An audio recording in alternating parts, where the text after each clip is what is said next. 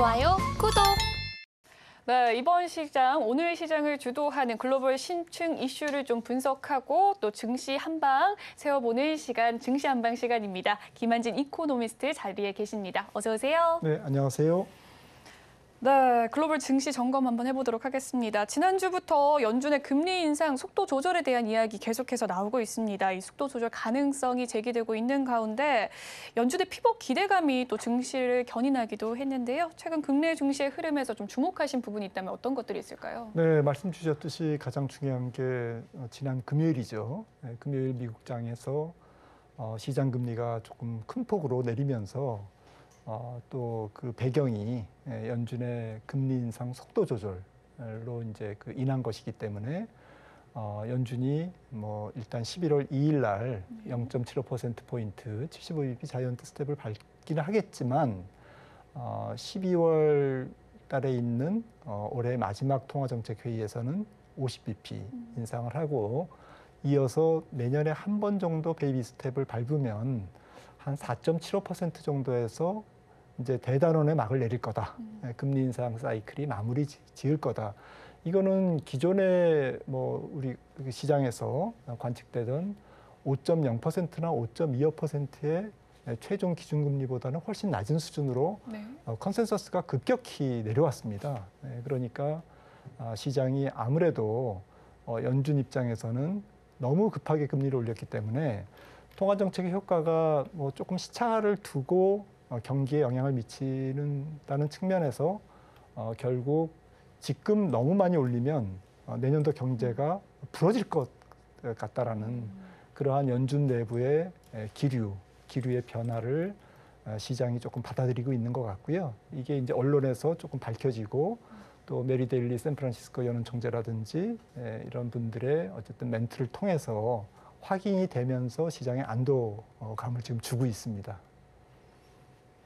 네, 연준의 이 피벗 기대감 확대 속에서 국내 증시의 흐름에 대해서 이야기를 또 해주셨는데 11월 2일이죠. 75bp가 예상이 되고 12월에 50bp, 내년에는 좀 베이비 스텝까지 좀 예상이 되는 상황 속에서 인상에 대한 속도 조절론 제기되고 있는 상황인데요. 아무래도 이 금리 인상 유력할 것으로 보십니까? 네, 뭐 일단 올해까지는 뭐 한 4.750%까지 금리를 올릴 것 같고요.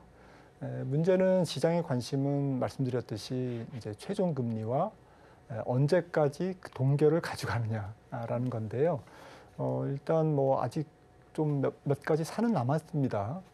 가령 뭐 11월 13일 정도에 지금 발표될 예정인 10월 미국의 소비자 물가가 이제 좀 중요할 것 같고요. 또 이제 뭐 11월 초에 나오는 뭐 고용 지표, 매월 초에 나오는 고용 지표도 중요하겠죠.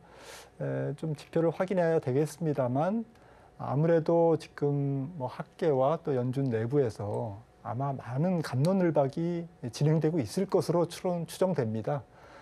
결국 경기가 너무 급격히 하락하는 것을 막기 위한 연준의 적절한 금리 인상 선에 대한 지금 토론이 이루어지고 있기 때문에 제 생각에는 뭐 4.75 정도라고 생각을 하면 시장 금리, 특히 저희가 시장에서 굉장히 관심을 두고 있는 빅테크 중심의 나스닥 성장주들의 주가를 좌우할 수 있는 시장 금리의 하락폭이 조금 더 깊어질 수 있다. 그래서 이미 시장 금리가 좀 하락하고 있습니다. 10년물 미국채 금리가 4.40%에서 4%대로 내려왔거든요. 적지 않은 채권 변동성인데 이런 변동성이 뭐 지금 뭐 한 2, 3일간 진행된 변동폭이 뭐 그런 속도로 진행될 가능성은 없지만 그래도 추세적으로 시장 금리가 고점을 찍고 내려왔다라는 것, 이것이 조금 시장의 안도감을 계속 부여할 것 같습니다. 네, 미국에서 이 최종 기준금리 4.75%가 좀 기대되는 상황 속에서 예상이 맞다면 조금 더 흔들릴 수 있다라는 이야기도 해주셨습니다. 간밤에 이 마이크로소프트와 비롯해서 또 알파벳 실적이 발표가 됐는데 시장의 기대치에 못 미치는 성적이 발표됐어요. 시간을 거래해서 급락하기도 하는 상황 펼쳐졌고 최근 들어서 실적 위크의 기간인데 절반이 넘는 기업 예상치를 웃도는 실적 발표됐고 최근에는 또 아마존과 애플의 실적이 네. 기대가 됩니다. 이 빅테크 기업의 실적 발표로 인해서 미국 증시 좀 시장 다시 충격을 빠질 가능성 어떻게 보실까요? 네, 일단은 뭐 시장이 실적에 좀 초점을 두고 있네요. 네. 아무래도 실적 시즌이니까. 근데 S&P 500 기업들이 지금 연초 대비 뭐 애널리스트들의 추정치가 계속 내려왔습니다. 그래서 얼마나 내려왔는지를 보면 한 30% 남짓 연초에 이 정도의 이익을 달성할 것이다라고 보던 것에서 한 30% 깎인 선까지 내려왔거든요. 그런데 30%의 이익 전망이 하향 수정되면서 주가도 한 30% 내렸지 않습니까? 네. 그래서 주가는 계속 실적 둔화를 그동안 10개월간 반영해 왔다라는 측면에서 이미 눈높이가 낮아져 있기 때문에 예상치를 상회하는 이번 3분기 실적에서 예상치를 상회하는 기업의 비중이 72%나 돼요.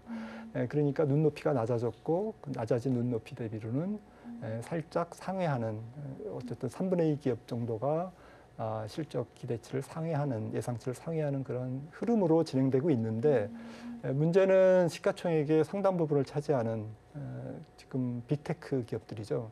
지적해 주셨던 일단 뭐 지난 밤에 장 끝나고 마이크로소프트와 구글이 알파벳이 이제 실적을 발표했는데 마이크로소프트 같은 경우에는 어쨌든 가장 중요한 게 클라우드 매출이 중요한데 네.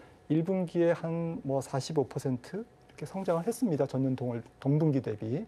근데 이게 40%로 지난 분기에 내려왔다가 이번 3분기에는 35%까지 내려왔어요. 그러니까 증가율이 클라우드의 매출의 증가율이 계속 둔화되고 있다라는 것이죠. 그러니까 네. 핵심 어쨌든 사업 부분의 매출이 둔화되고 있다. 그리고 4분기에는 더 둔화될 가능성이 있다라는 것이 실적에 조금 부담을 시장에 준 것 같고요. 마찬가지로 뭐 지금 그 알파벳 같은 경우에도 구글도 핵심 매출이 유튜브 매출이지 않습니까? 그렇죠. 유튜브 매출이 감소하고 있다라는 거죠. 네. 그래서 이런 부분들이 전체적으로 광고 수입 이미 뭐 스냅 같은 경우에는 실적 쇼크를 지금 시장에다가 이제 좀 충격을 줬습니다만은 네. 여러 가지 비슷한 사업 모델을 갖고 있는 테크 기업들 또 특히 광고 수익 모델이 중심이 되는 나스닥 기업들이 조금 실적이 안 좋은 흐름으로 나오고 있고요. 중요한 것은 사실 가이던스죠. 4분기에 우리 기업이 어떻게 될 것 같다라는 가이던스가 계속 낮아지고 있기 때문에 좀 부담을 주고 있는데 말씀드렸듯이 이런 부분들은 사실은 다 알려진 내용입니다. 그리고 이번 주에 어쨌든 제일 큰 고비는 목요일 날 나오는 아마존 그리고 그 애플이 애플. 나왔죠?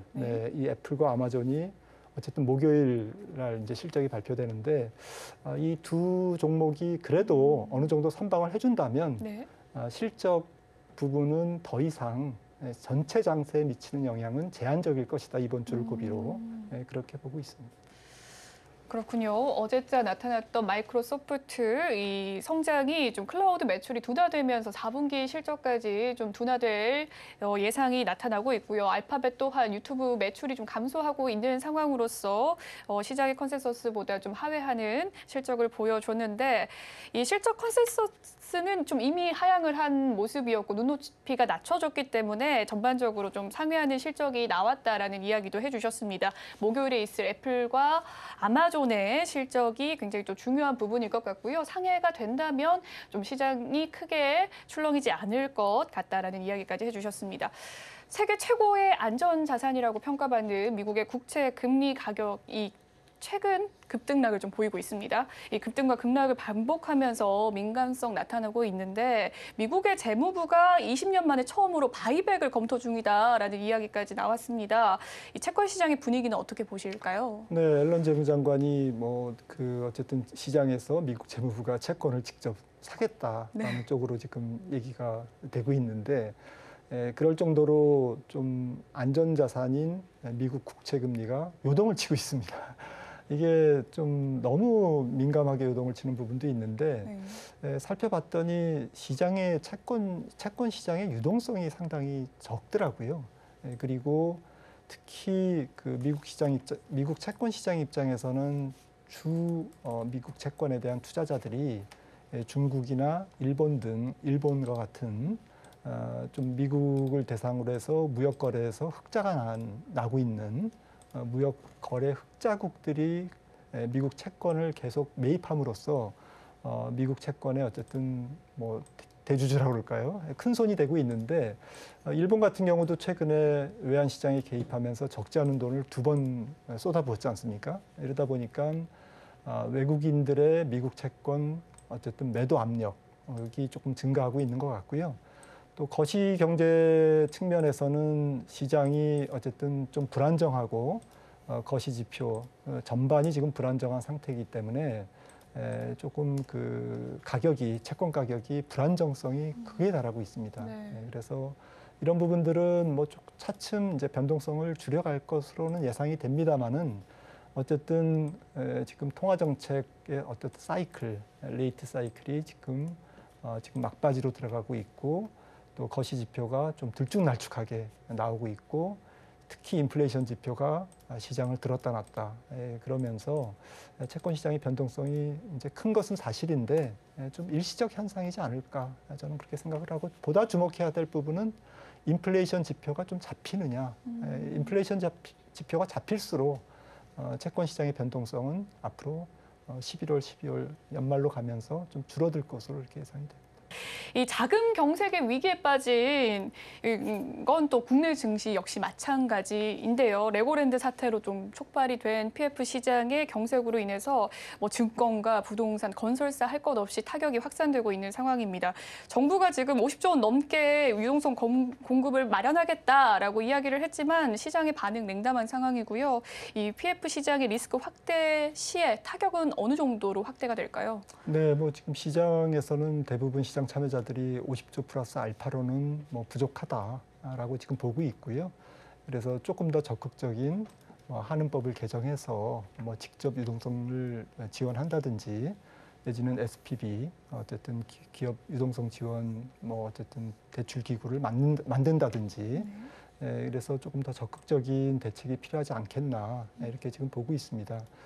문제는 이제 파생적인 효과죠. 영향이죠. 그래서 조금만 뚝이 무너져도 금융시장에서 일파만파 영향을 미치는데 당장 뭐 자산운용사들이 MMF 시장에서 단기 금융시장에서 조금 돈을 빼가는 그런 펀드런 현상이 나타나고 있고요.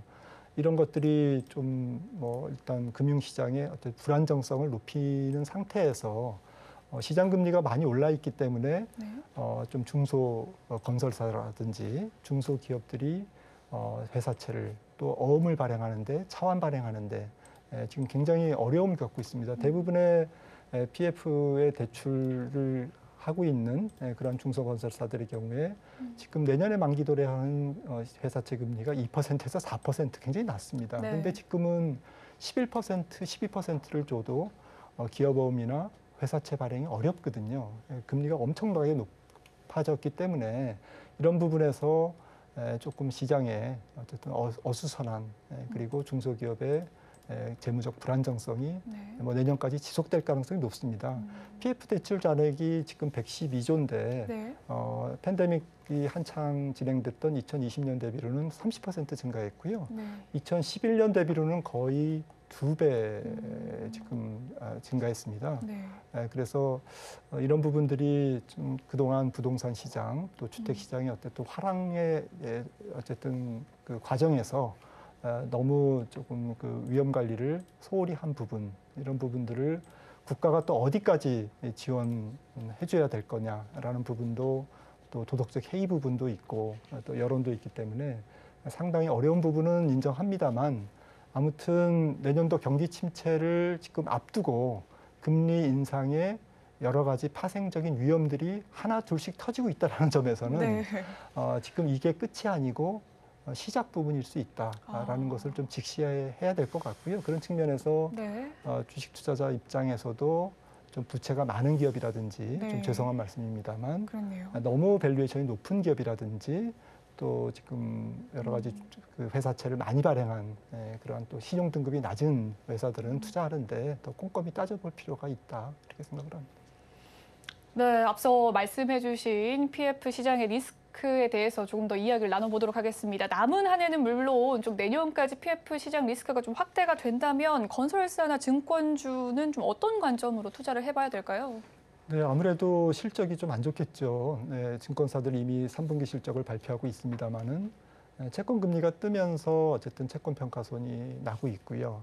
그리고 자본 조달, 1년짜리 어음을 발행하는 조달 금리가 굉장히 높아졌거든요, 증권사들이. 그러다 보니까 조금 코스트 업, 비용 상승 요인이 지금 진행되고 있고요.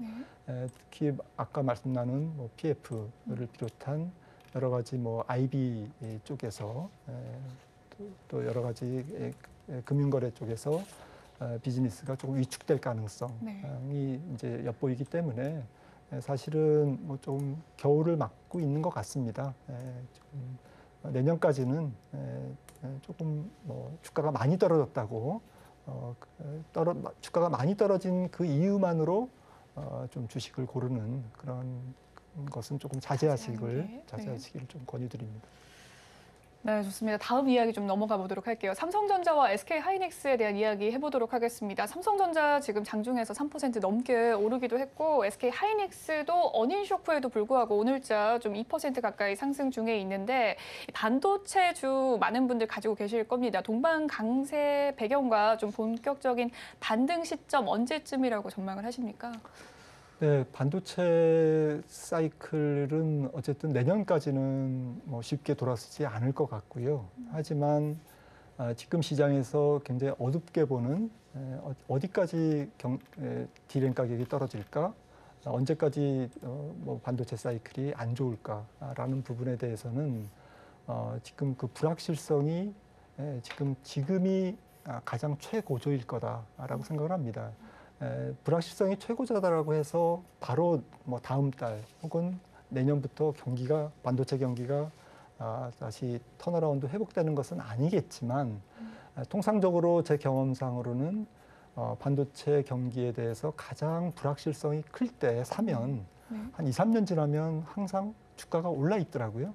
그래서 제가 이렇게 조사를 해봤더니 대부분의 우리나라 그 경기 순환주들 있지 않습니까? 네. 경기 순환주들도 마찬가지로 경기 지표, 가령 ISM 미국의 어쨌든 경기 지수라든지 내지는 GDP가 될 수도 있는 거고요. 이런 지표들이 어쨌든 가장 안 좋을 때 사는 게 정답이다.